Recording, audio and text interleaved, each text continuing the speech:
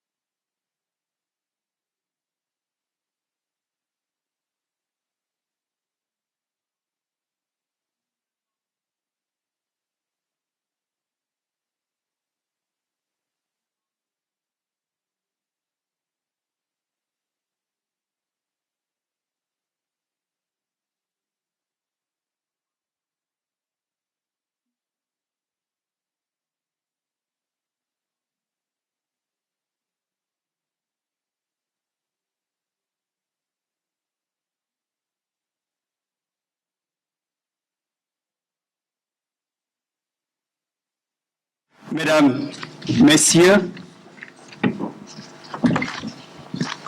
en vos qualités, titres et rangs, je tenais à vous saluer. Permettez-moi d'adresser ma respectueuse considération aux autres personnalités qui nous entourent. Je tenais également à remercier les organisateurs de cette conférence. Ibrahima, je suis très sensible à l'appel de mes compatriotes aux étudiants depuis l'université. Je suis là parce que mon ami me l'a demandé. Je reviendrai pour ce qui le concerne. Je souhaiterais vous présenter un avant-propos, poser le problème et rendre la parole à César. Regardez comme quelque chose d'onéreux, non ce qu'il vous en coûte, mais ce qu'il vous en coûtera pour ne pas vous être défendu. C'est le propos de Desmontaigne. Il n'y a pas de combat qui vaille que celui des droits de l'homme. C'est le propos de notre regretté confrère Mambassine Niang. Des droits de l'homme, de tout homme. C'est le mot de notre regretté, le premier président Kéba Mbaye. Que dire de la logique judiciaire, de l'art de juger?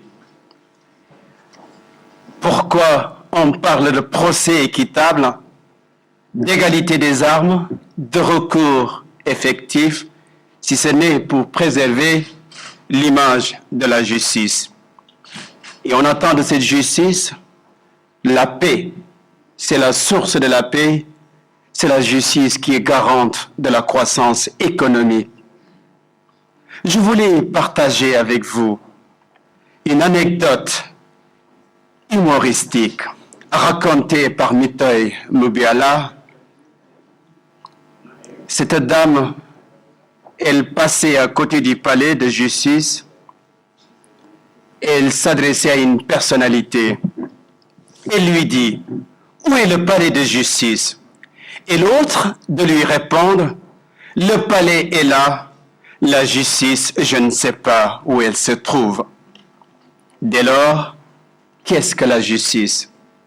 Je vous propose un extrait du discours de Mirabeau sur l'organisation judiciaire. La justice est un besoin de tous et de chaque instant. Comme elle doit commander le respect, elle doit inspirer la confiance. Il n'y a de pouvoir qui agisse plus directement, plus habituellement sur les citoyens que le pouvoir judiciaire. Les dépositaires de ce pouvoir sont ceux sur le choix desquels la nation a le plus grand intérêt à veiller. Pour leur sentence, les juges ont la mission de rétablir l'ordre. Une justice faite à un seul est une menace faite à tous. Or, pour mener un combat d'effectivité des droits de l'homme, il faut une politique de promotion, une culture, une éducation aux droits de l'homme, certes, mais encore et surtout des instruments et mécanismes de protection des droits de l'homme. Dans le cadre de la protection internationale des droits de l'homme, par exemple, nous pouvons citer l'article 9 de la Déclaration universelle des droits de l'homme. Nul ne peut être arbitrairement arrêté, détenu, exilé. Le groupe de travail sur la détention arbitraire, ce groupe composé de 5 experts, ce groupe de travail qui a été créé en 1991 et qui a donné mandat et qui a reçu mandat de dire si une détention est arbitraire ou non, peut-il constituer un mécanisme efficace de protection internationale des droits de l'homme? Est-il une simple expression politique du Conseil des droits de l'homme ou une manifestation concrète et juridique de l'Assemblée générale des Nations unies? Ainsi, poser véritablement le problème, quelle est la place du groupe de travail sur la détention arbitraire? Les avis du groupe de travail ont-ils une force juridique obligatoire? Font-ils partie des sources internationales? Font-ils partie des sources du droit international des droits de l'homme? Si l'on considère que la Cour européenne des droits de l'homme récemment a déclaré un recours irrecevable parce que le groupe de travail avait été déjà saisi et émis un avis. Je rappelle que le groupe de travail se base sur les sources fondamentales, plus précisément sur la Déclaration universelle des droits de l'homme, sur les pactes, et je veux parler du pacte relatif aux droits civils et politiques. Est-ce qu'on doit, en se basant surtout sur le fait que le Comité des droits de l'homme et le groupe de travail sont mis ensemble pour poser la règle non bis in idem, est-ce qu'on devrait en déduire que l'autorité de la chose jugée, que l'on devrait attribuer au groupe de travail? Je vous l'avais dit, il faut rendre à César ce qui est à César. Nous nous sommes connus à la faculté de droit. Je vais me vanter un tout petit peu à ses côtés, puisque j'ai été reçu au concours de la plaidoirie. J'étais étudiant et il était mon jeune frère. Nous nous sommes suivis. Et d'ailleurs, il est venu premier dans le cadre de ce concours. C'est à cette époque que j'ai eu la chance de découvrir la Gorée et de bénéficier d'un abonnement. À l'époque, nous étions des étudiants et par la suite, chemin faisant, nous nous sommes retrouvés à l'Institut des droits de l'homme et de la paix et il y intervient pour enseigner le droit pénal international. Il est docteur, pourquoi docteur? Parce qu'il a soutenu une très très belle thèse et une grande thèse sur la politique juridique de l'ONU. Il a obtenu son CAPA, certificat d'aptitude à la profession d'avocat, à l'école du barreau de Paris. Il est donc avocat au barreau de Paris, fondateur d'un cabinet d'avocats sur l'avenue Fredland dans le 8e arrondissement. Mais je voulais vous parler un tout petit peu de sa dimension scientifique avant de revenir sur son expérience dans le domaine des droits humains. Puisque je parlais des dimensions scientifiques, il est co-auteur de 2 ouvrages, Terrorisme d'abord, Terrorisme et droit international, publié par l'Académie de la Haye en 2007. Et justement, en 2007, il a été un expert indépendant pour la France en Asie du Sud-Ouest dans le cadre de la résolution 1540. Autre ouvrage collectif, ouvrage auquel il a participé largement, c'est Commentaires du statut de Rome, instituant la Cour pénale internationale, publié en septembre 2012, est marqué par le prix de l'Académie des sciences morales et des sciences morales et politiques à Paris. Je voudrais terminer par son expérience dans le domaine des droits humains.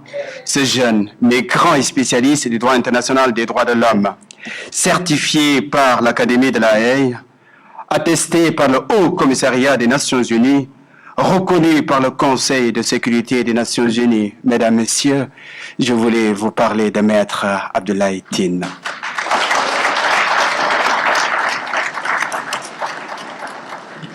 Et à qui j'ai l'honneur de donner la parole tout en attirant votre attention qu'à gauche, à côté de lui, il y a mon collègue, professeur, et disons aussi son Excellence, candidat à la présidence au Congo, que je salue au passage.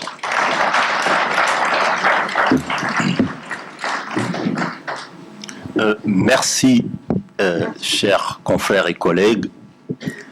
Permettez-moi d'abord d'adresser mes vifs remerciements à la salle qui nous a fait l'amitié d'être là cet après-midi, malgré le fait que c'est un samedi, un jour de congé. Mais vous l'aurez senti dans le propos de mon excellent confrère Samba Diam, on parle de la justice, on parle des droits de l'homme, des droits qui sont applicables à tout homme, en toutes circonstances et en tout lieu, quoi qu'on ait dit et quoi qu'on ait fait.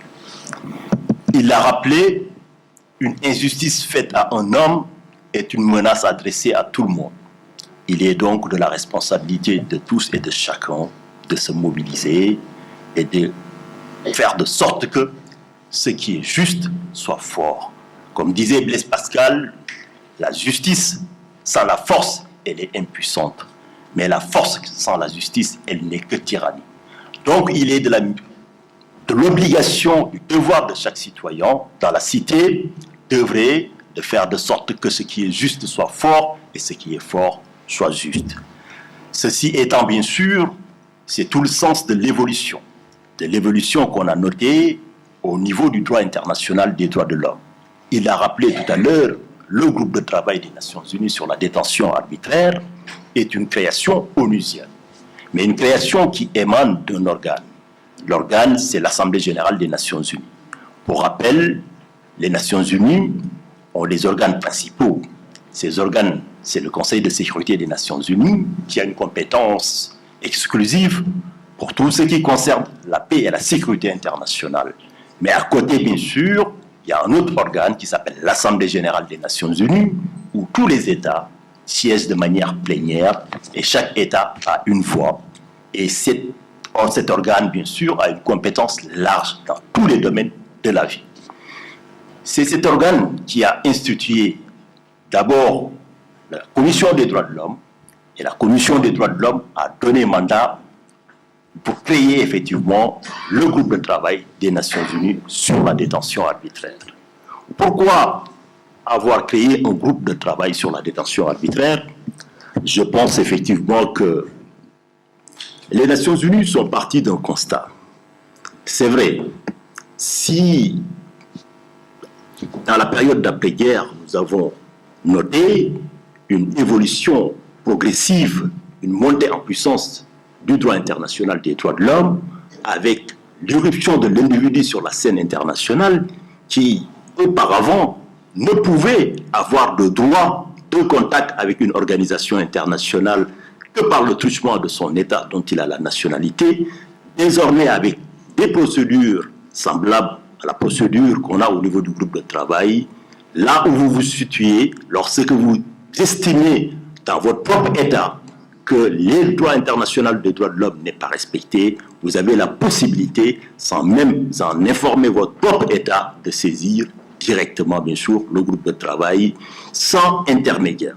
Je vous rappelle que pour saisir le groupe de travail des Nations Unies sur la détention arbitraire, on n'a pas besoin du ministère d'avocats et que le mode de saisine était un mode de saisine très démocratique, ouvert.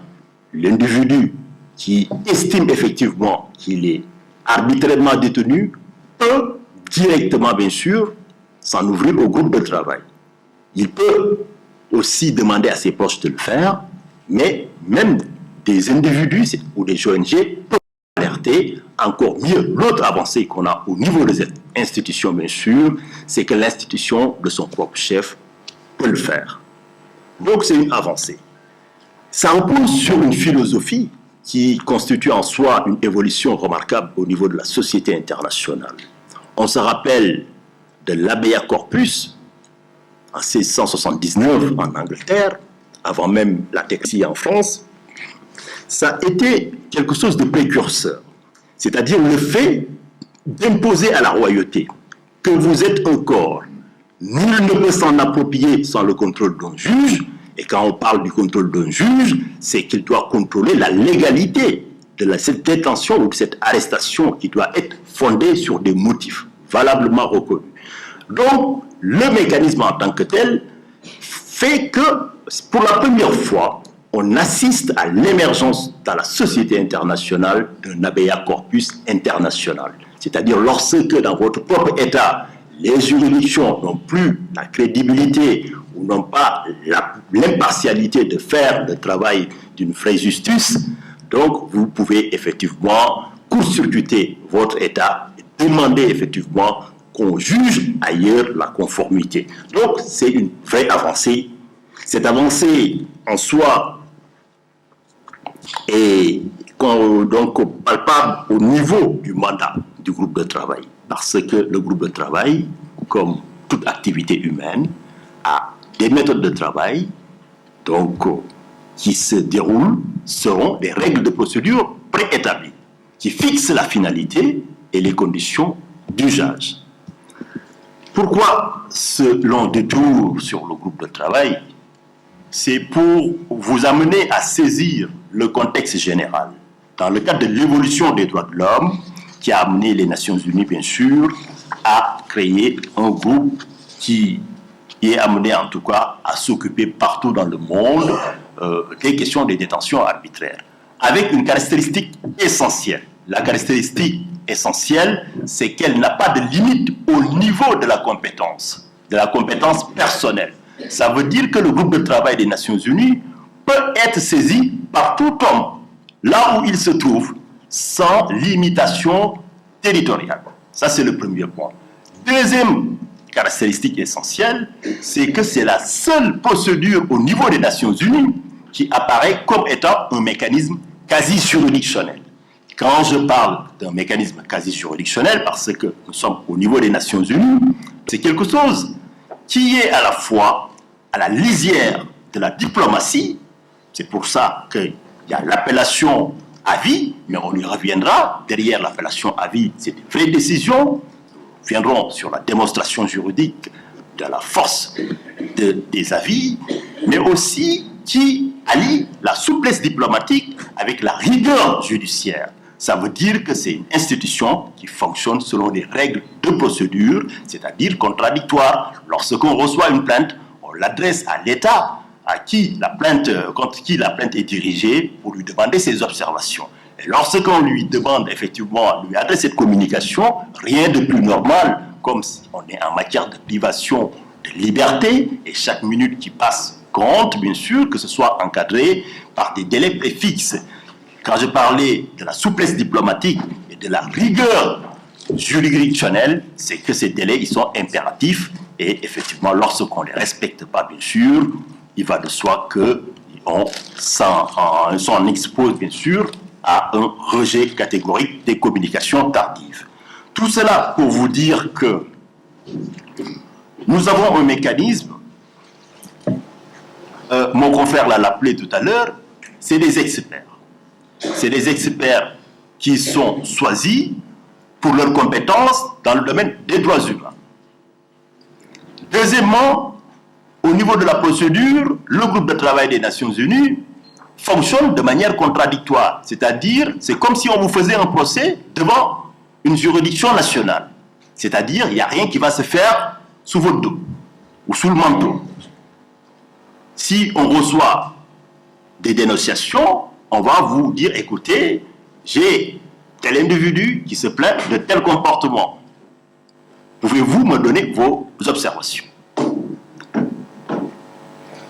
Si vous faites vos observations dans les délais, bien sûr, ces observations sont prises en compte dans l'avis du groupe de travail. Et à partir de là, le groupe de travail, il y a un autre objet qui est sa raison d'être, c'est que le groupe de travail a pour mandat de juger la conformité du comportement des organes internes de l'État par rapport à ses engagements internationaux.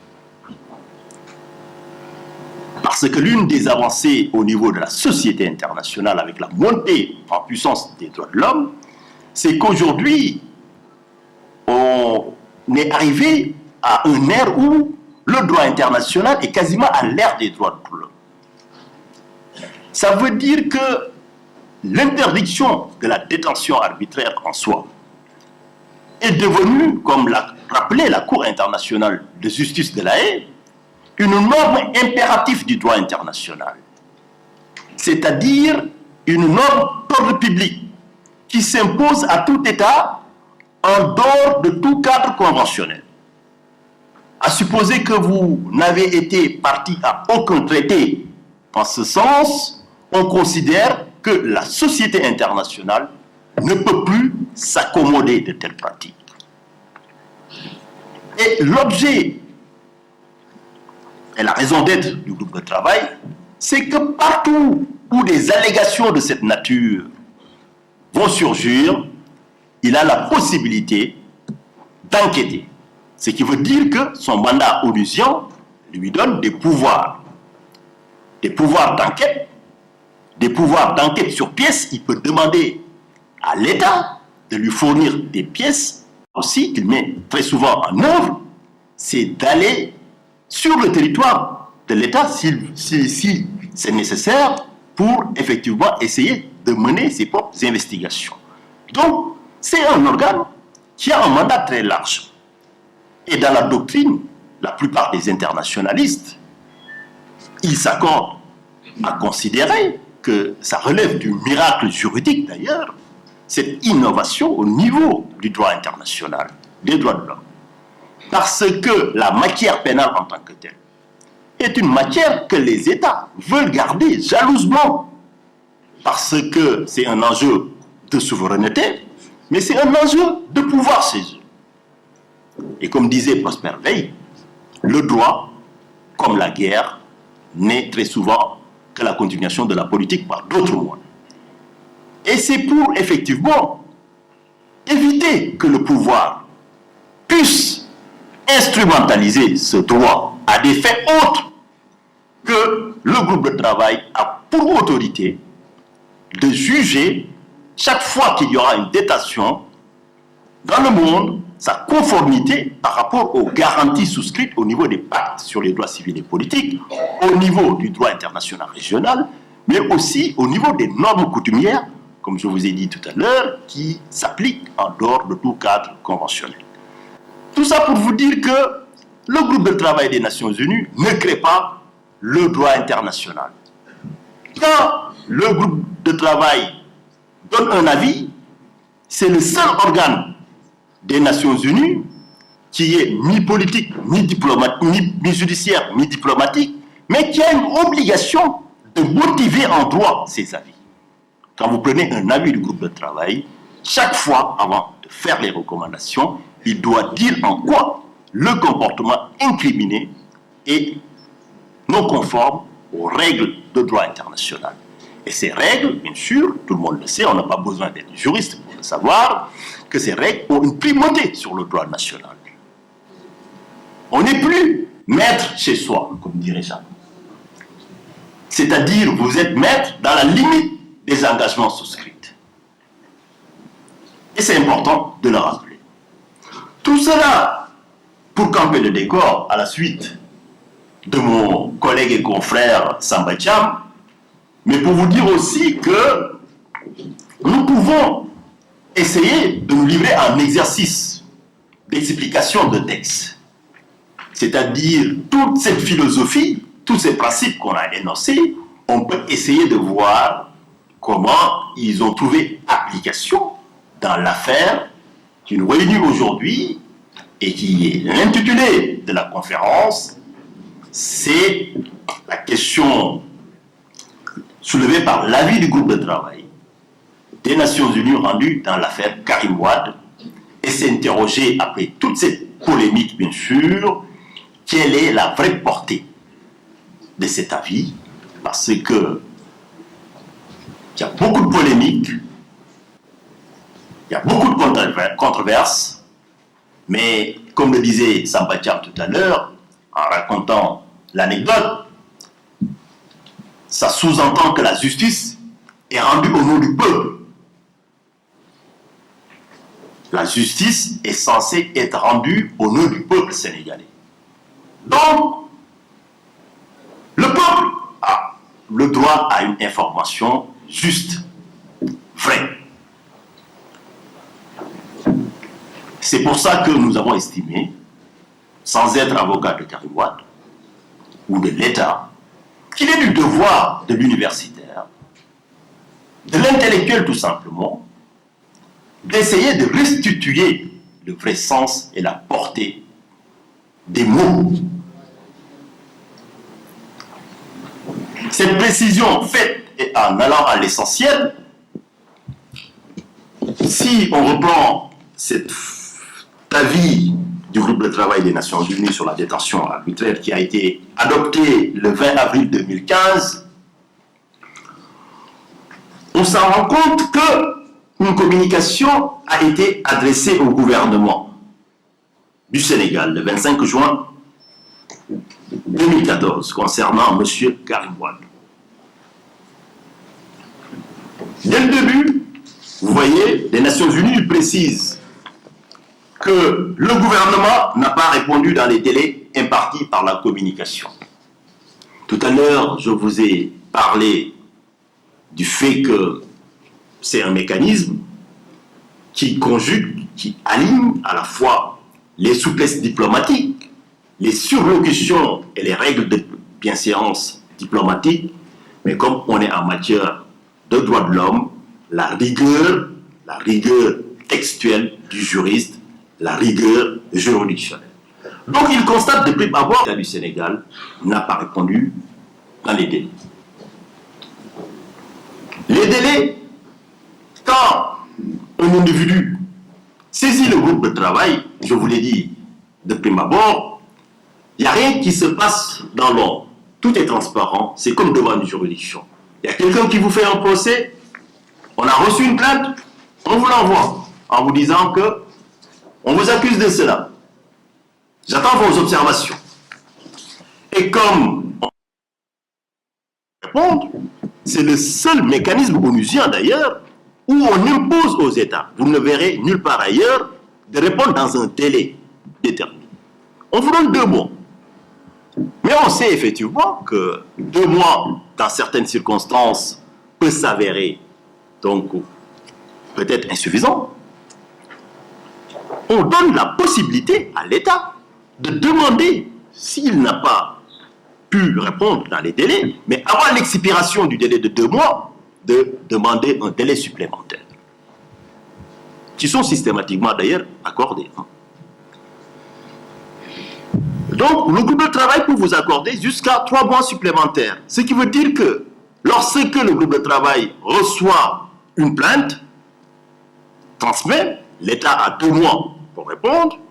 Après les 2 mois, il y a la possibilité théorique d'avoir un délai supplémentaire. Mais, dans la vie, vous voyez que le groupe constate qu'à l'expiration, l'État du Sénégal n'avait pas répondu. Et plus loin dans la vie du groupe de travail, on a la précision. Le groupe de travail apporte une précision importante en disant que le groupe a communiqué au gouvernement du Sénégal le 25 juin 2014 l'ensemble des informations reçues par la source et que le gouvernement disposait de 60 jours pour répondre et que ce délai expirait le 24 août 2014, soit un dimanche. Logiquement, la réponse du gouvernement aurait dû dès lors être mise le 25 août 2014, parce que en droit aussi bien interne qu'international, si vous avez un délai qui expire un jour férié ou un dimanche, il est prorogé au premier jour ouvré. Ce qui veut dire que comme le délai expirait le 24 août 2014, le Sénégal, donc, devait au plus tard déposer le 25. Or, cette réponse n'a pas été soumise au secrétariat du groupe le 25. Cependant, ils l'ont présenté le 26 août 2014. Et le groupe précise dans l'avis, sans que le gouvernement n'ait sollicité des délais supplémentaires, ni apporté des explications en conséquence. Donc la réponse du gouvernement du Sénégal ne saurait être admise au dossier et prise en compte dans l'appréciation du groupe de travail. C'est clair. Je vous l'ai dit tout à l'heure, on est en matière de protection des libertés. On ne peut pas se permettre, lorsqu'on vous prive de liberté, pour l'efficacité du mécanisme, laisser le soin aux États de faire du dilatoire. Nous qui sommes avocats, on est toujours dans l'urgence parce que, quelle que soit votre charge de travail et votre emploi du temps, vous êtes obligé des fois de prioriser parce qu'une personne privée de liberté, chaque minute compte. C'est pour ça que je vous parlais de la philosophie.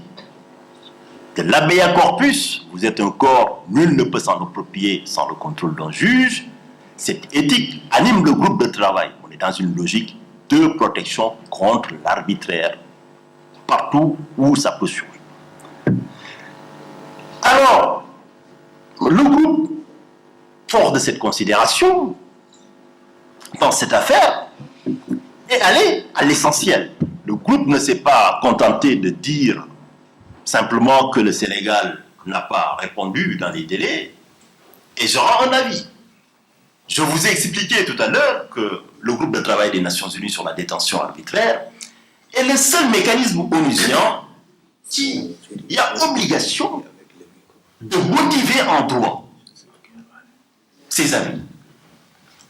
Donc le fait que l'État du Sénégal n'ait pas répondu dans les délais ne dispense pas le groupe de travail de faire correctement son travail, c'est-à-dire de le motiver en droit. Ce à quoi il s'est évertué de faire dans cet avis. Lorsque l'on prend la discussion, mon confrère Sambatiam vous a parlé tout à l'heure de l'article 9 de la Déclaration universelle des droits de l'homme qui interdit toute arrestation ou détention arbitraire en stipulant que nul ne peut être arbitrairement arrêté, détenu ou exilé.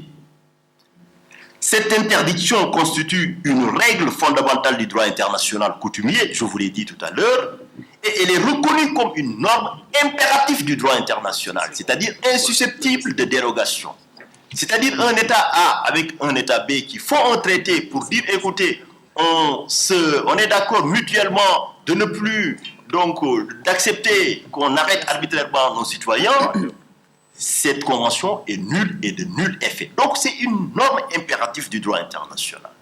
Donc, le groupe de travail, dans sa motivation, cite cet article qui est hérité de la Déclaration universelle des droits de l'homme et des citoyens de 1789, reprise par la Déclaration des droits de l'homme, la Déclaration universelle plutôt de 1948, adoptée au niveau des Nations Unies, mais qui a été repris au niveau régional, parce que la Charte africaine des droits de l'homme et des peuples, en son article 6, pose aussi la même interdiction. De plus, le principe pour la protection des personnes soumises aux toutes formes de détention, c'est des principes que les Nations Unies ont adoptés en interne pour poser des principes directeurs pour le bon comportement des États. Parce qu'on est conscient d'une chose, que la fonction de juger est normalement une prérogative éminemment divine. C'est quelque chose qui, normalement, revient à Dieu, pour les croyants. Alors, lorsque l'homme s'arroge le droit de juger ses semblables, il doit essayer de le faire avec le plus de justesse possible. C'est pour ça que les Nations Unies, en leur sein, ont essayé d'adopter des principes directeurs pour partager les meilleures pratiques, pour promouvoir des modèles. Donc, je vous ai parlé tout à l'heure de l'article 9, que dans la motivation de la vie, l'article 9 de la Déclaration universelle des droits de l'homme, que dans la vie que le groupe de travail reprend, je vous ai parlé du droit international régional, la Charte africaine des droits de l'homme et des peuples, adoptée aussi en Afrique, mais également des principes directeurs. C'est sur cette base que le groupe de travail a constaté que des éléments crédibles et concordants, parce que le groupe de travail, comme je vous l'ai dit, contrairement à ce que laissent entendre certaines personnes, il rappelle dans son avis, n'est pas un juge de troisième ou de deuxième degré. Le groupe de travail n'est pas entré dans le dossier. Ce n'est pas de son ressort. Rien ne l'autorise à se substituer aux États. Par contre, le groupe de travail est le meilleur juge au monde pour pouvoir juger la régularité formelle de la procédure. Elle le précise dans son avis. L'ONU est garant et juge du respect des pactes et des instruments internationaux adoptés en son sein et dont le secrétaire général est le garant. C'est sur cette base que le groupe de travail donc s'est déterminé à dire que la privation de liberté de M. Karim Wade revêt un caractère arbitraire relevant de la catégorie 1 et plus tard 3. Des précisions s'imposent au niveau de la détention arbitraire. Lorsque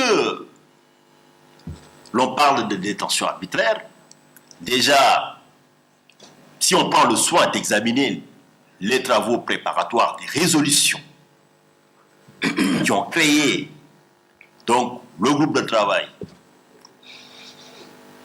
c'est-à-dire la position des États, les discussions, les réserves, les nuances et autres, on s'en rend compte que beaucoup d'États déjà avaient repoussé la notion de détention arbitraire. Ils ont dit, mais si vous l'appelez groupe sur la détention arbitraire, ça veut dire que chaque fois qu'ils vont venir ou qu'ils vont parler de moi, il y a une présomption de détention arbitraire. Donc ça a amené le groupe de travail à préciser ce qu'on entend par détention arbitraire. Quand on dit que, ou quand le groupe de travail, pour être plus précis, dit que M. Karim Wade est arbitrairement détenu, ça ne veut pas dire que M. Karim Wade n'a pas été traduit devant une juridiction, devant des magistrats. Mais les garanties à un procès équitable, les principes essentiels pour une juridiction, pour une procédure pénale digne de ce nom, ont été tellement mis à mal que du coup, ça prive tout caractère régulier à la procédure. Donc c'est comme ça qu'il faut comprendre la détention arbitraire. Et c'est par catégorie. Des fois, le groupe peut qualifier une détention arbitraire lorsque le groupe estime qu'elle ne repose sur aucune base légale. Donc, c'est des catégories dans lesquelles il s'est fondé. Dans l'avis du groupe de travail, vous verrez à plusieurs reprises l'appellation source. La source, c'est la personne ou les représentants qui ont saisi le groupe de travail pour porter à sa connaissance ces violations. Ça veut dire que même si l'État du Sénégal n'a pas répondu, en tout cas dans les délais, et que sa réponse n'a pas été admise, n'empêche que le groupe de travail est une institution qui veut travailler pour la justice, donc a l'obligation de motiver en droit. Donc, il s'est livré sur la base des éléments qui étaient là, mais de ses propres enquêtes, parce que le groupe de travail ne s'est pas limité, il ne se limite jamais à la version d'un individu ou de ses avocats. Le groupe de travail a des possibilités d'investigation. Il travaille en étroite collaboration avec un réseau d'ONG pour vérifier, et comme je vous ai dit, le groupe de travail peut avoir d'autres sources d'informations complémentaires. La source qui a saisi le groupe de travail, le groupe est obligé de citer la source dans son avis. Mais les autres sources, pour assurer la protection, on leur garantit l'anonymat. Que ce soit des ONG, pour ne pas avoir des mesures de rétorsion, des particuliers, des militants, des simples professeurs de droit, ainsi de suite, qui vont donner une analyse du droit local pour voir effectivement est-ce qu'il y a arbitraire, ainsi de suite. Tout cela pour vous dire effectivement que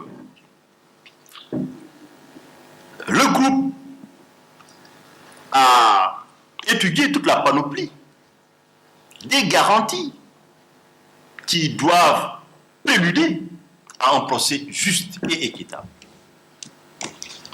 Et lorsque il y a des éléments qui font défaut, la conclusion, c'est que la détention doit être qualifiée d'arbitraire. Et c'est la qualification à laquelle le groupe de travail est arrivé dans cette affaire. La thématique de la conférence, nous l'avons intitulée « Quelles sont les incidences juridiques ?» Maintenant que le groupe de travail a qualifié la détention d'arbitraire, quelle est la suite?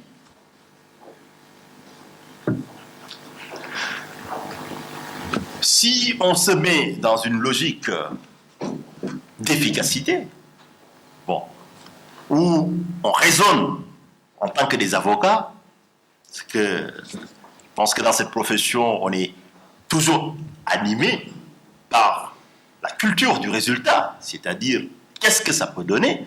Donc, on peut, se fondant sur notre expérience, essayer de voir effectivement quelle est l'autorité, la valeur juridique de cet avis, et en droit, quelles sont les conséquences en termes d'obligations légales vis-à-vis de l'État contre qui l'avis est rendu, et quelles sanctions encourt cet État en cas d'irrespect. Mais avant de revenir sur ces différents points, j'aurais souhaité partager avec vous quand même les points 40 de l'avis. Peut-être que, j'imagine, la plupart l'ont déjà lu. Il est rappelé dans l'avis qu'à la lumière de ce qui précède, le groupe de travail est d'avis que la privation de liberté de M. Karim Wade est arbitraire en ce qu'elle est contraire aux articles 9, 10 de la Déclaration universelle des droits de l'homme, ainsi qu'aux articles 9 et 14 du Pacte sur les droits civils et politiques, et relève des catégories 1 et 3 des critères applicables à l'examen des affaires soumises au groupe de travail. Le point 48, le groupe de travail en tire la conséquence, c'est-à-dire que le groupe demande au gouvernement de la République du Sénégal de prendre les mesures nécessaires pour remédier au préjudice subi en prévoyant la réparation intégrale conformément à l'article 9, paragraphe 5 du Pacte international sur les droits civils et politiques. Et le groupe de travail ne s'est pas arrêté ici dans l'affaire Karim Wade. Parce que le groupe de travail, c'est une institution onusienne. Je vous ai dit que le but des Nations Unies, c'est de promouvoir la justice et l'équité et les droits de l'homme à travers le monde. C'est aussi, elle a une fonction pédagogique. À travers chaque affaire, elle essaye de lancer un appel aux États pour qu'ils se ressaisissent, qu'ils corrigent leur comportement. Et là, c'est le dernier mot du groupe de travail. Lorsqu'il s'exprime en ces termes, le groupe de travail rappelle que le Conseil des droits de l'homme a demandé à tous les États de coopérer avec le groupe de travail. Obligation de coopérer. De tenir compte des avis. De les respecter et de prendre des mesures appropriées pour remédier à la situation des personnes privées de leur liberté, ainsi que d'informer le groupe de travail des mesures qu'ils auront prises. Et le dernier mot, c'est en conséquence, et s'adresse à nouveau au Sénégal, le groupe de travail requiert la coopération pleine et entière de la République du Sénégal dans la mise en œuvre de cet avis pour effectivement remédier, c'est important, effectivement, ça veut dire que ce soit effectif, remédier à une violation du droit international. Donc, on demande à l'État de remédier à une violation du droit international. Donc, de ces trois points découlent deux constatations. Première constatation, si tant est que le mot puisse avoir un sens et une signification, lorsque on demande, après avoir constaté que la détention est arbitraire, et qu'on vous demande de remédier à la situation, remédier, ça veut dire que traiter le mal physiquement, ça veut dire faire cesser déjà ce qui cause le préjudice, de prime abord, prima facie. Ensuite, d'essayer de réparer ce qui peut l'être. Ça veut dire que la vie, en tant que telle, il va de soi, comporte une décision obligatoire à l'État du Sénégal, à l'encontre de l'État du Sénégal, par rapport à la nécessité, quand on dit de remédier à une violation du droit international. Donc ça veut dire que vous l'avez détenu arbitrairement. Si je m'adresse à vous pour vous dire remédier à cette violation du droit international, il va de soi que ça sous-entend, premièrement, de mettre un terme à cette détention que j'ai jugée arbitraire et ensuite indemnisée adéquatement et comme il le précise, selon les principes du droit international, c'est les critères de la réparation. On y reviendra. Je vous ai parlé tout à l'heure effectivement des incidences de l'arrêt, des avis du groupe de travail. Déjà, je commencerai par réfuter quelques idées reçues. Vous savez, comme on dit, les idées reçues, la vie dure, c'est très difficile de s'en débarrasser. Et d'ailleurs, même pour des juristes, beaucoup, spontanément, et d'ailleurs, on l'a vu dans cette affaire, parce qu'au tout début, y compris les plus hautes autorités, peut-être certains, c'est normal, parce que ce n'est pas le quotidien de tout le monde, de recevoir un avis du groupe de travail des Nations Unies. Peut-être certains, c'était la première fois de leur vie qu'ils entendaient parler d'un avis. Certains, c'était la première fois qu'ils l'avaient entre les mains. Certains, c'était peut-être la première fois qu'ils essayaient de déchiffrer la nomenclature, parce que, donc, même la manière de rédiger l'avis du groupe de travail, c'est normé au niveau des Nations Unies. On dit que quand on rappelle la source, si l'État a répondu, il faut le remercier, ainsi de suite. Donc je vous ai dit que c'est une procédure mi-diplomatique, mi-juridictionnelle. Mais n'empêche pas que, quand même, comme c'est des questions de droits de l'homme, on doit être ferme et intransigeant avec des principes. Donc, s'ils ne répondent pas dans les délais, il n'est pas question de les prendre en considération. Rien de plus normal, vous me direz. Donc, maintenant que l'avis est rendu, on peut se poser la question de savoir quelle est son intensité juridique, c'est-à-dire quelle est l'autorité, cet avis, quel est son poids par rapport au texte interne.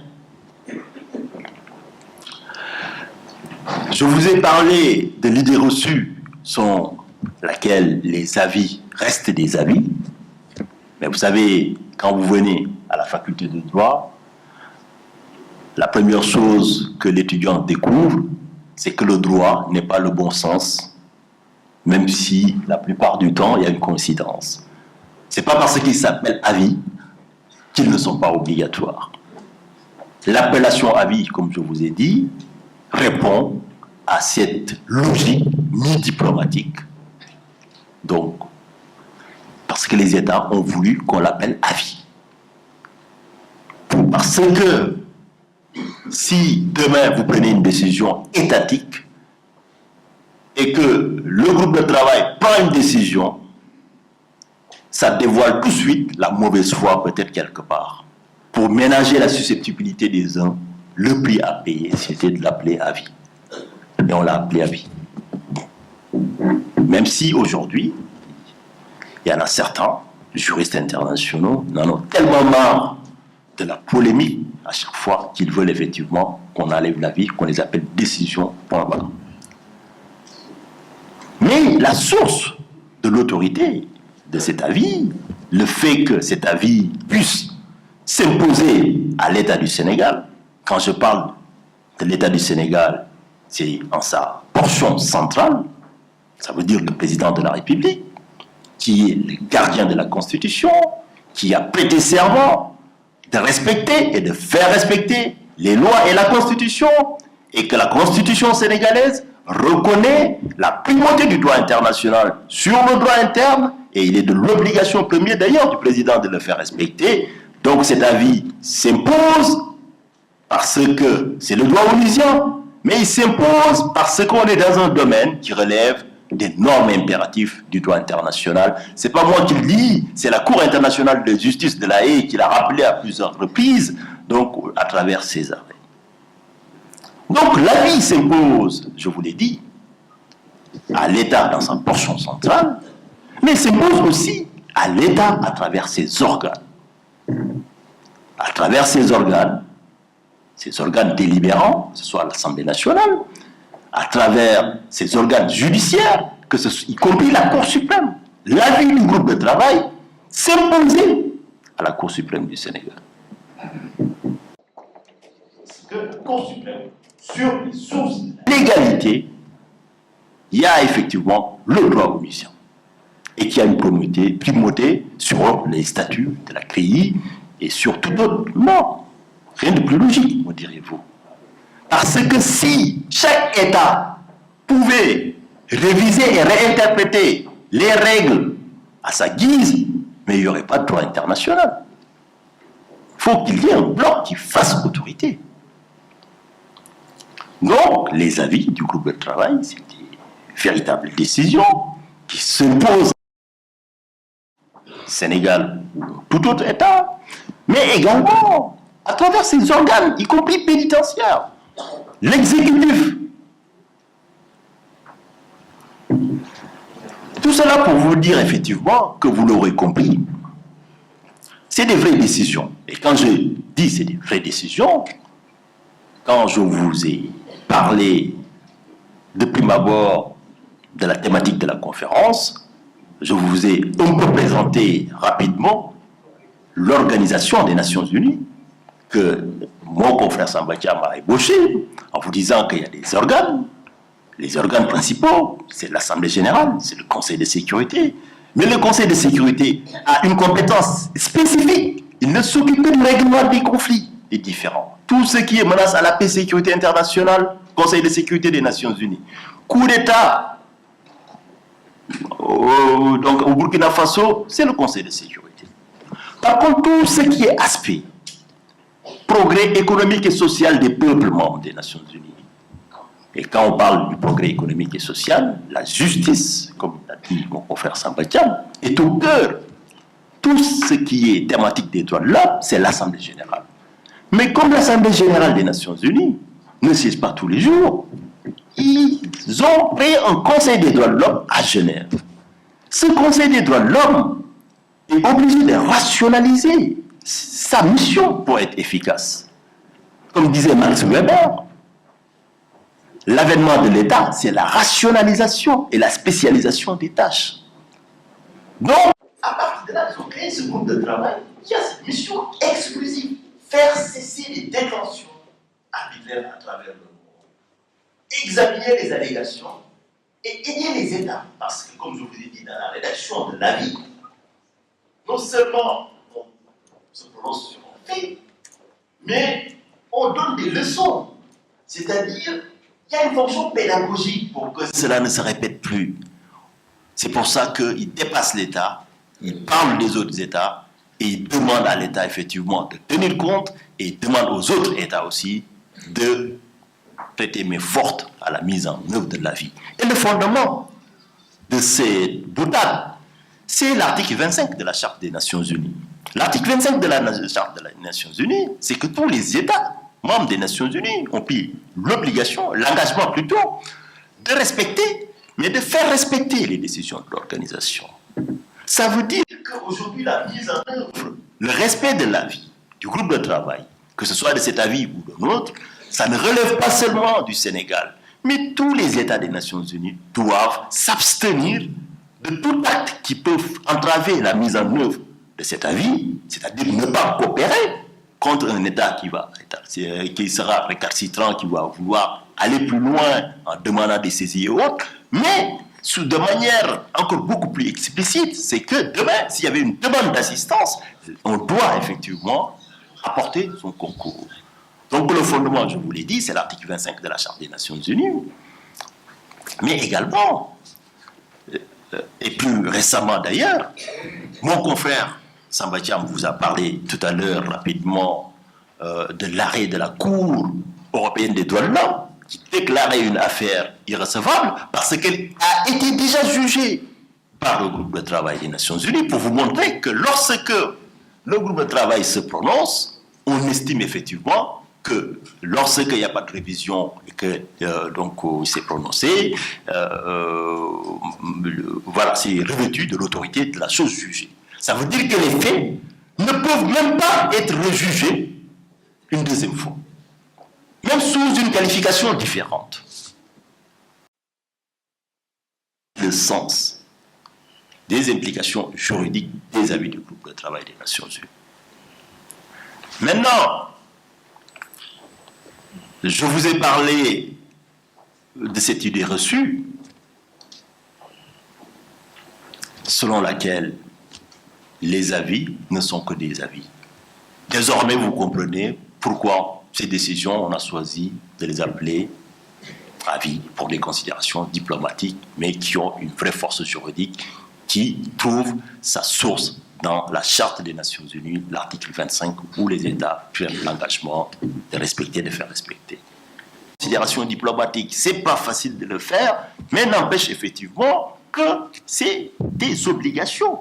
Et qui dit obligation, comme le disait Hans Kelsen, ce qui fait sortir ou ressortir le caractère obligatoire d'une norme. Comment peut-on savoir qu'une norme est obligatoire? C'est parce que lorsqu'il y a une sanction derrière, c'est-à-dire si je ne le respecte pas, est-ce qu'il y a une sanction positive qui peut se faire? Ça m'amène à aborder la question des incidents, c'est-à-dire si le Sénégal continue à dire que l'avis n'est pas obligatoire, à quoi s'expose l'État du Sénégal? Lorsque vous lisez l'avis, il demande au Sénégal et aux autres États non seulement donc de coopérer dans la mise en œuvre de l'avis, mais de l'informer. Ça veut dire que théoriquement, dans les 4 mois qui ont suivi l'avis, l'État du Sénégal, et j'en suis sûr, peut-être si ils ont estimé devoir aller s'expliquer à Genève, ils ont reçu une relance. Dans les 4 mois, le groupe de travail, de son propre initiative, peut vous dire, écoutez, où en est le dossier? J'ai rendu un avis. Vous savez, mon avis, ça coûte beaucoup d'argent. Les experts, je les paye beaucoup d'argent. Les experts, ça coûte cher l'avis à Genève. Les experts, quand je les envoie, ça coûte cher. Donc, vous n'allez pas me dire quand même qu'on mobilise toutes ces ressources pour rendre des avis et vous pouvez les jeter comme ça. Donc, qu'avez-vous fait de l'avis? Il y a 2 options possibles. Soit l'État va dire, écoutez, je l'ai mis en œuvre, la personne a été libérée. Et sur ce, je précise que si la personne est déjà libérée, le groupe ne peut plus aller plus loin. Par contre, si la personne n'est pas libérée, ce qui va se faire, c'est que le groupe de travail des Nations Unies prend le dossier et le transmet à son supérieur, entre guillemets. C'est-à-dire, avant c'était la Commission des droits de l'homme, aujourd'hui c'est le Conseil des droits de l'homme. Le Conseil des droits de l'homme est habilité. Vous savez, il y a un système de notation des États. Ils ont estimé que les États, des fois, c'est comme des enfants. Il faut savoir les récompenser quand ils agissent bien et quand ils ne se comportent pas bien, il faut le faire connaître à tout le monde. Et comme ça, ils auront honte. Name for shame, comme disent les Anglais. C'est-à-dire, on peut effectivement vous faire cette publicité. Le Sénégal, l'année dernière, était en train de se bagarrer pour passer à la note A. Le Sénégal peut voir encore sa note dégradée. Ça, c'est une option, c'est une sanction. C'est une sanction soft. On est dans le cadre des sanctions soft. Plus tard, on a vu qu'à un certain moment, la Libye s'est fait exclure du Conseil des droits de l'homme. Parce que on ne peut pas accepter autour de la table des gens qui vont siéger, reprendre les mêmes décisions qu'ils n'ont pas jugé utile de respecter. C'est quelque chose de logique. Donc, il peut y aller jusqu'à l'exclusion donc de l'avis du groupe de travail. Mais sur un registre beaucoup plus contraignant, ça peut aller jusqu'au comité des droits de l'homme, qui n'est pas le Conseil des droits de l'homme, et qui est chargé aussi de sanctionner les violations, et qui siège non pas donc à Genève, mais à New York. Vous me direz, est-ce que on peut forcer le Sénégal militairement? Non. Je vous dirai tout de suite, c'est pas possible. Pour l'instant, la seule procédure aménagée à la matière, c'est lorsque un État a une décision favorable devant la Cour internationale de justice de La Haye contre un autre État. Et l'État ne respecte pas l'arrêt. L'État bénéficiaire de l'arrêt peut aller voir le Conseil de sécurité des Nations Unies et demander l'exécution forcée. C'est embargo diplomatique, interdiction de voyage, jusqu'à possibilité de recours parce que c'est les arrêts. C'est le seul mécanisme. Pour l'instant, à ce stade, au jour où on parle, il n'y a pas. Mais il n'empêche effectivement que c'est des avis qui sont obligatoires. Les incidences ne sont pas seulement au niveau des Nations Unies, c'est aussi l'État dans ses rapports avec les autres États. Si demain, il voulait par exemple revenir en France, la France, par rapport à cela, peut-être cet avis peut faire barrage par rapport à ce qu'ils envisagent de faire pour la suite de la procédure. Parce que l'avis, c'est je demande à tous les États de coopérer et d'apporter mes efforts à ce que cet avis soit respecté. Et cet avis, je ne le rends pas deux fois. Et je ne rejuge pas deux fois les mêmes faits. Autre chose aussi, c'est sur un tout autre registre, c'est que désormais, depuis que l'avis est rendu, on peut estimer que M. Watt est victime d'une séquestration arbitraire. Ce qui est une infraction continue, tant que la personne n'est pas libérée. Nous avons eu un arrêt de la chambre criminelle, de la Cour de cassation ici, pour quelqu'un qui était retenu à l'étranger, sans jugement. Et ces conseils ont décidé de porter plainte avec constitution de partie civile. Dans un premier temps, les juges d'instruction ont dit niet, non. Pourquoi? Parce qu'il y a les immunités diplomatiques des gens, des États et tout ça. Chambre de l'instruction, confirmation. Mais la chambre criminelle de la Cour de cassation a cassé cette décision et a estimé effectivement qu'il suffit que les circonstances soient vraisemblables pour qu'on puisse effectivement étudier. Et quand on ouvre une plainte avec instruction, ça veut dire effectivement qu'un juge d'instruction peut enquêter, il peut faire des commissions rogatoires, ainsi de suite. Ça peut être aussi des incidences du point de vue juridique et judiciaire. Autre incidence, bien sûr, c'est que désormais, il faut considérer que depuis que l'avis est rendu, il y a un fait illicite international qui s'est produit et qui est imputable à l'État du Sénégal. Du point de vue civil. D'ailleurs, dans l'avis, il demande de réparer l'ensemble, l'intégralité des préjudices. Ça veut dire de près ou de loin.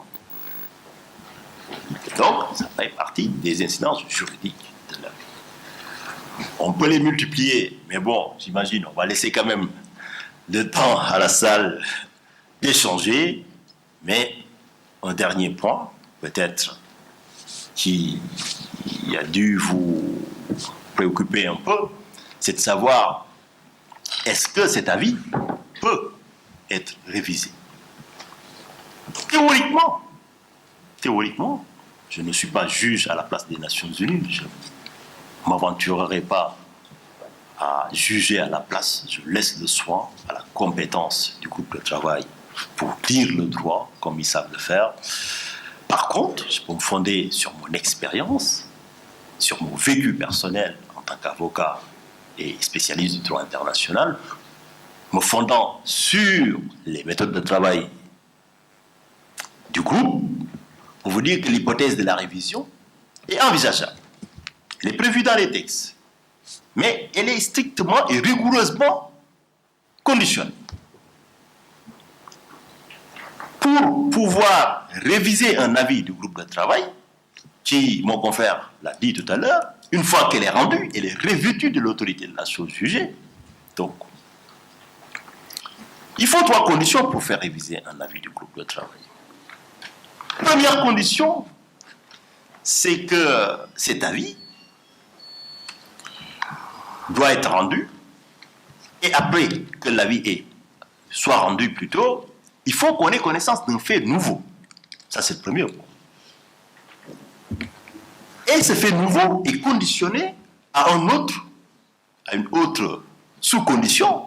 C'est que pour que l'État puisse l'invoquer, il faut pas que l'État ne soit en situation de le produire dans les 2 mois. C'est-à-dire, l'État ne peut pas dire, écoutez, j'ai envoyé, mais après les 2 mois, il y a un fait nouveau, j'avais oublié ou j'avais jugé que je n'allais pas l'envoyer, mais finalement j'ai décidé, on ne peut pas réviser. Mais surtout, la condition sine qua non, c'est-à-dire sans laquelle on ne fait rien, c'est-à-dire on peut vous écouter, on vous laisse rentrer diplomatiquement et on vous fera parvenir une réponse, c'est effectivement la condition essentielle, c'est que vous ne pouvez pas, vous êtes malvenu pour demander une révision si vous n'avez pas répondu dans une question d'égard, de respect, de considération. J'ai beau être diplomate, mais quand même, je vous fais respecter. D'accord? Si je vous donne, j'ai eu la décence, quand je reçois une plainte contre vous, je vous le donne pour vous dire, faites-moi connaître vos observations, parce que moi, je ne préjuge de rien, c'est une version, donnez-moi votre version. Je vous dis que vous avez 2 mois. Vous ne m'avez pas répondu dans les 2 mois. Dans ce cas, si vous n'avez pas répondu dans les délais de 2 mois, vous ne pouvez pas. La condition pour pouvoir demander une révision, il faut avoir répondu. Donc, vous ne pouvez pas. Et c'est aussi pour éviter les dilatoires, parce que pour gagner du temps, les États vont attendre qu'on réponde, et après, ils vont vous amener, voilà, les faits nouveaux, et ainsi de suite. Donc, comme je vous ai dit, il y a une philosophie qui prédomine, c'est qu'on est dans une logique pour empêcher l'arbitraire, et il faut agir urgemment. Et parlant toujours des procédures urgentes du groupe de travail, je terminerai sur ça, c'est que lorsque la situation l'exige, il y a ce qu'on appelle la procédure d'appel urgente. Ça veut dire que demain, comme je vous ai dit, c'est une procédure action populiste, c'est-à-dire très démocratique. N'importe quel individu peut chercher sur Internet, s'il a un proche qu'il estime, effectivement, il peut saisir directement le groupe de travail. Et si vous estimez que cet individu, compte tenu de sa situation de santé, il est en danger ou autre chose, il y a une urgence, vous pouvez préciser que vous demandez l'examen en procédure d'urgence. Ça veut dire que le groupe de travail des Nations Unies, sans délai, va saisir le ministre des Affaires étrangères du pays où vous êtes détenu pour transmettre, et il va prendre des mesures conservatoires, va imposer, pour vous montrer qu'il a des pouvoirs quand même, le groupe de travail, contrairement au dit, il va imposer, et c'est prévu, des mesures conservatoires, le temps, effectivement, sans préjuger de rien. Mais c'est pour sauver la vie. C'est pour vous dire, effectivement, si le groupe de travail a ce pouvoir d'injonction, ça veut dire que quand même, il a une vraie autorité. Bon, sur ce, donc, peut-être, je vais repasser la parole à mon confrère Samba Thiam, en espérant pas avoir été trop.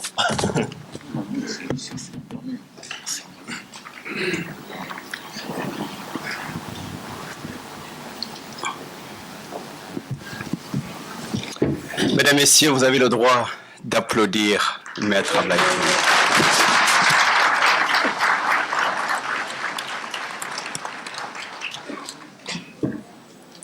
Le travail de la modération est un travail très difficile.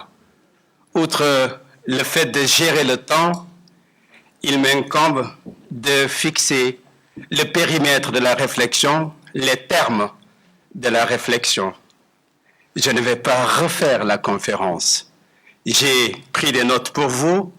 J'ai noté qu'il a localisé l'organe à travers le mandat émanant de la Commission des droits de l'homme, a indiqué les conditions souples, dépourvues de tout rigorisme, de saisine, grande ouverture de saisine, du groupe de travail, n'importe qui peut le saisir.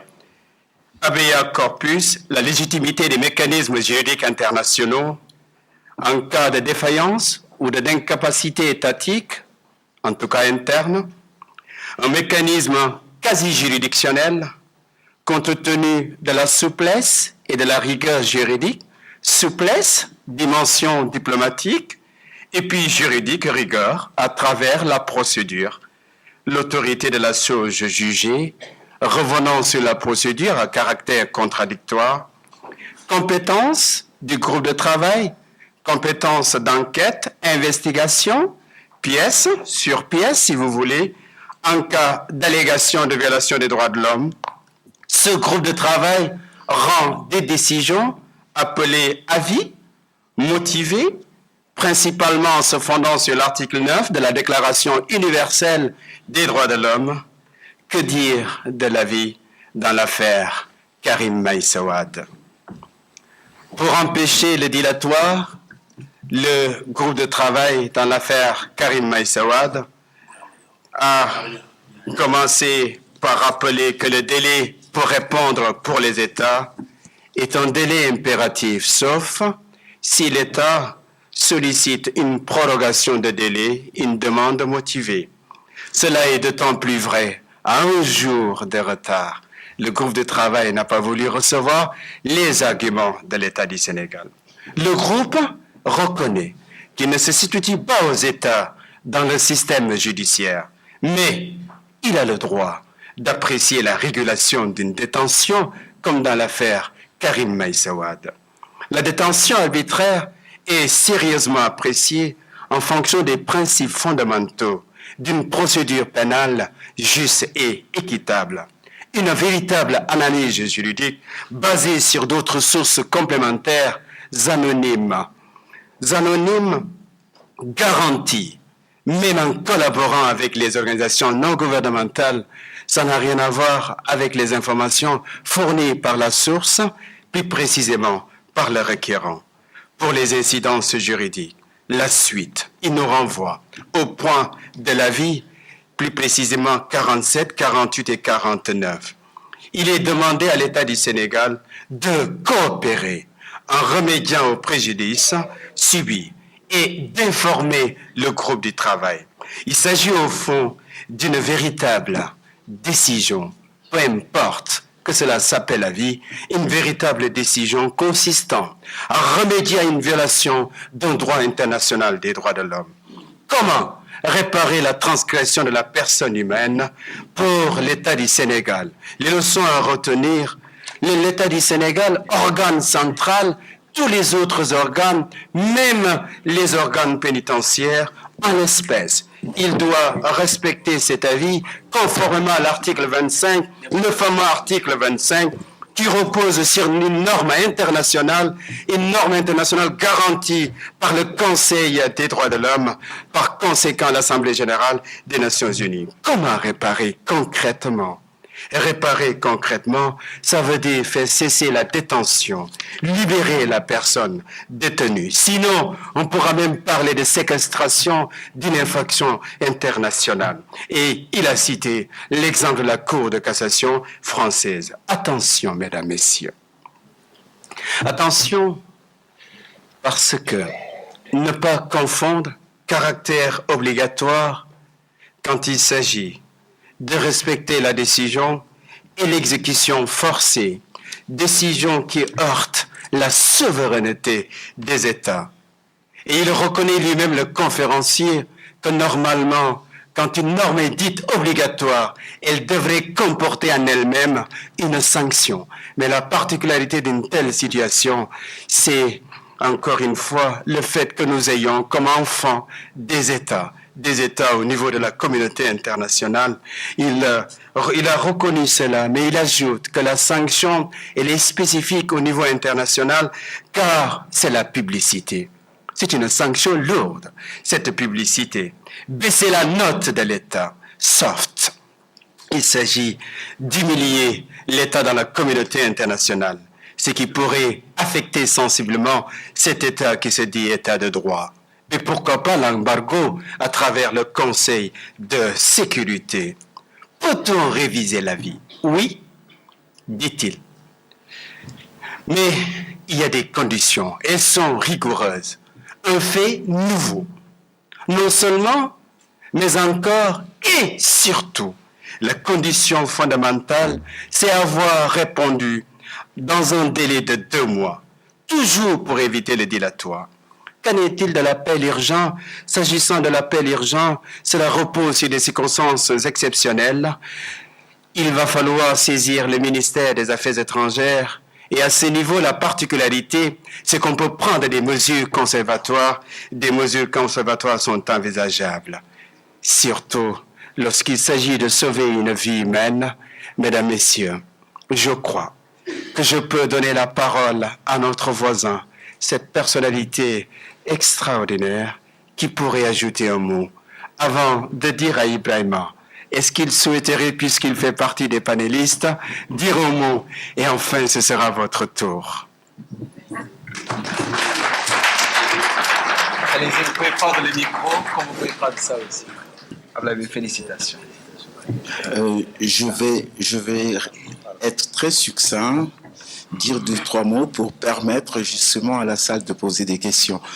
Alors, la première, c'est que quand on a commencé avec, je l'appelle toujours l'aîné, mais Maître Abodoulaye Wade, c'était dans une campagne où je lui ai dit, écoute grand, ça ne va pas être comme la fois dernière, j'aurais souhaité qu'il n'y ait pas des jeunes dans la rue et qu'il n'y ait pas de jeunes emprisonnés.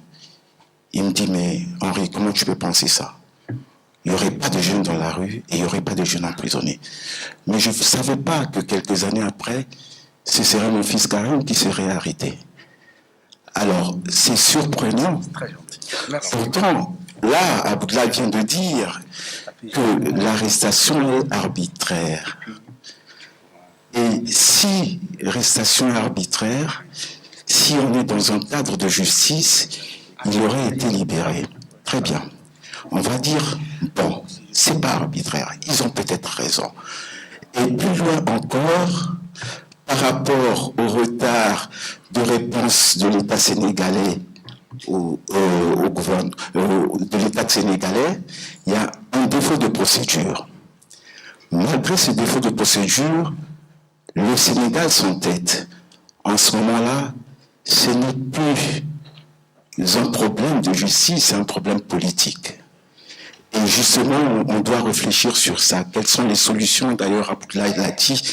Quelles sont les solutions? Quelles sont les forces convergentes appliquées pour influencer cette décision politique afin qu'on libère Wade, Karim?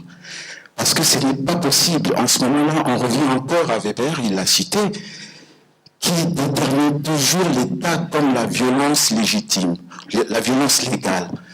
Mais nous allons avoir la violence légitime, c'est-à-dire que chacun avec sa cora, chacun avec son stylo, mais dans une dimension convergente, on va envoyer le bruit du tam-tam jusqu'aux États-Unis, jusqu'à l'ONU, pour qu'ils comprennent que nous sommes prêts pour la libération de ce petit. C'est tout ce que je peux vous dire. Quelles sont les choses à faire? Merci. C'est bon.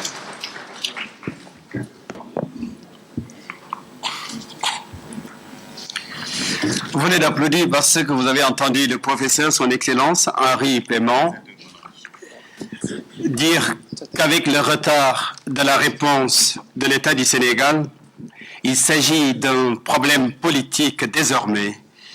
Et en plus, il vous demande de prendre votre cora pour une divergence convergente pour la libération du petit. Je voudrais demander à Ibrahima s'il voulait ajouter un mot. Merci, maître. Donc, je pense que par rapport à la conférence, en tout cas sur les incidents juridiques de la vie, je n'ai rien à dire, car maître Tin et son modérateur, son collègue, l'ont si bien fait. Ce que je voudrais ajouter, tout simplement, c'est qu'au niveau de l'OTCF, l'Organisation des travailleurs et étudiants sénégalais de Paris, de toute façon, je vous ai entendu parler de l'attitude idéaliste qui doit accompagner le spécialiste du droit international. Et par rapport au mécanisme d'exécution de cet arrêt, vous avez dit que pour le moment, en tout cas, il n'y a pas de mécanisme pour forcer les États à aller peut-être commettre des huissiers pour défoncer la porte des prisons. Et nous, au sein de l'OTCF, nous sommes conscients, en tout cas nous espérons, c'est notre souhait, que dans 10 ans, qu'on n'aura même pas besoin d'avis, car la justice sera rendue dans les pays au nom des peuples. Et à l'issue aussi de votre rencontre, de votre intervention, nous sommes convaincus que pour le cas Karim Wade, on ne doit plus parler de détention arbitraire, mais de séquestration arbitraire. Et que l'affaire Karim Wade et toutes les autres affaires similaires ne doivent plus être l'affaire des partis politiques, mais de tous les Sénégalais épris de paix et de justice. Et où qu'ils se trouvent, doit se mobiliser comme un seul homme pour délivrer Karim Wade. Donc, dans le cadre de nos remerciements, comme je vous l'annonçais tout à l'heure, il y a la présence de M. Mamadou Diop Decroix, qui est le coordonnateur national du Front Patriotique pour la défense de la République, qui vient de nous rejoindre. Il y a votre collègue, Maître Ousseynou Fall, avocat au barreau de Dakar, qui a fait le déplacement de Dakar pour honorer de sa présence à cette rencontre. M. Soumaïla Sissé, du Mali, nous a envoyé son représentant, Abdoulaye Ba, qui est présent dans la salle. Il y a du mouvement des sans-papiers de France, Mamadou Dramé, qui est présent avec une forte délégation. Donc, sans plus tarder, je pense qu'on va ouvrir le débat parce qu'il y avait des listes qui circulent. Donc, ceux qui voudraient intervenir peuvent s'inscrire sur les listes. Il y a une première liste, donc il y a d'autres listes qui viendront. Donc, je repasse la parole à Maître pour qu'il commence à animer le débat.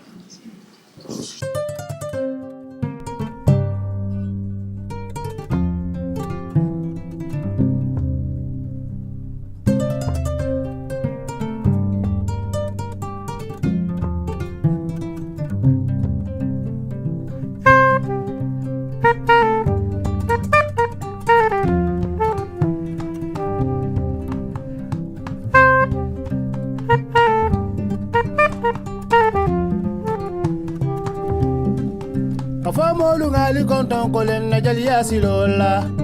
Iye kamben kavo dumunya boleti.